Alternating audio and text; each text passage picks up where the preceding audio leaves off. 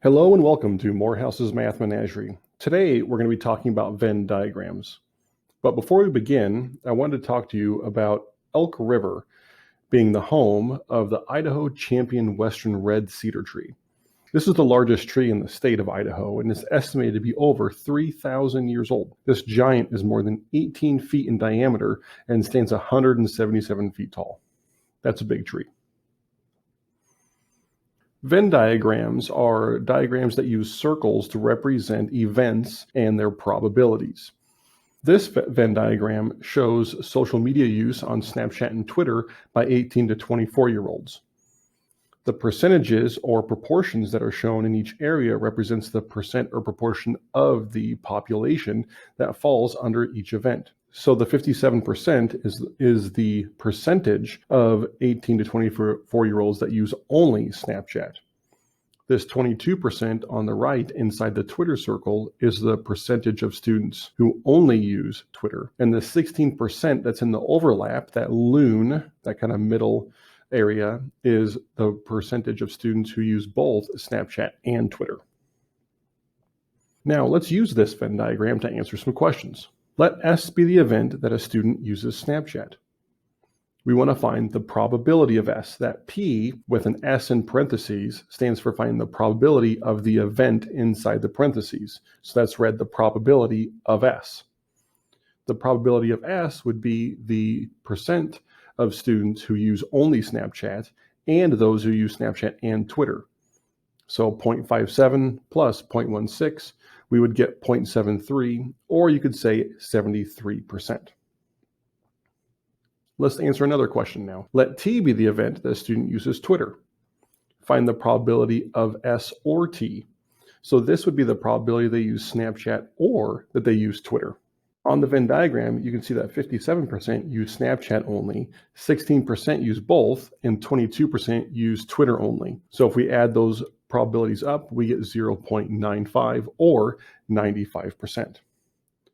Now, sometimes you're going to see different notation instead of an or. You'll see this capital U looking figure. That stands for union, and it means or. So the probability of S or T is the same idea as the probability of S union T.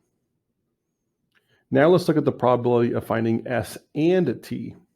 Well, that would be using Snapchat and Twitter, which you can already see from the Venn diagram is going to be 0.16 or 16%. Now, just like with the ors, sometimes you're going to see a different symbol when we do ands. This upside down U is called an intersection sign. So the probability of S and T is equivalent to the statement of the probability of S intersect T. Those are both and statements. Now let's look at this probability here. You see this capital C that's on the S. That's called a complement. And the probability of the complement of S is equivalent to the statement probability of not S. So that would be all the students who do not use Snapchat. Well, since the entire population has to add up to 1, we can find the probability of S complement or not S by taking the probability of S and subtracting from 1. So the probability of S complement here is 1 minus 0.73, which would be 0.27. Hopefully this Venn diagram does not indicate your experience on the quarter 1 exam. Okay, now let's look at taking a two-way table and converting it to a Venn diagram. The first thing we're going to do is we're going to draw our circles and label them pets and caffeine. So the circle on the left will indicate people who have pets, so everyone outside the circle does not have pets. The circle on the right indicates they drink caffeine, so everyone outside that circle does not drink caffeine. If we add up everyone in our two-way table, we get that we have a sample size of 491. Dividing the number of people who drink caffeine and have pets, that 216, by the 491, we get that the and statement, the overlap between pets and caffeine, is 0.4399. If we look at the number of people who do not drink caffeine but do have pets, that would belong in the pets only little moon shape on the left-hand side there. So 181 divided by 491 is 0.3694. Now on the right, those 50 people are the ones who do not have a pet but do drink caffeine. So 50 divided by 491 is 0.1018. And then lastly, we'd look at that 44. Those are the individuals who do not drink caffeine and do not have a pet. So they would be outside both circles. So here we'd get 0.0896 when we divide 44 by the 491. Now we have a Venn diagram that we can use to answer some questions. Let's look at another example. So instead of a two-way table, here we're given a sentence that has some information in it, and we're asked to make a two-way table out of it. A recent poll of high school students regarding their preferred music streaming app found that 68% use Spotify, 38% use Pandora, and 24% use both. Well, we're going to draw our two circles here. The one on the left indicates Spotify users, and the one on the right indicates Pandora users. We were told that 24% use both, so that goes in the little loon shape that is the overlap in the two circles.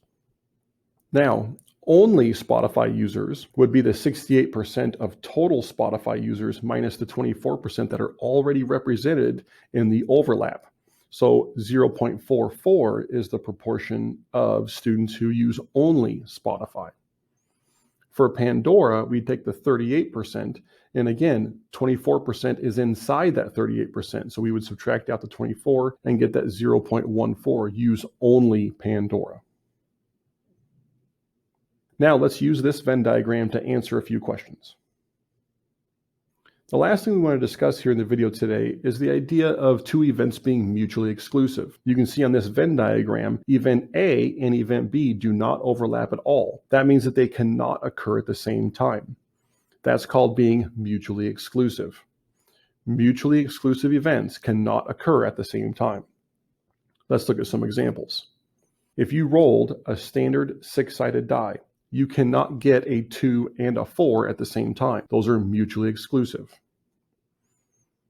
If you're in high school, you cannot be both a junior and a sophomore at the same time. Those events are mutually exclusive.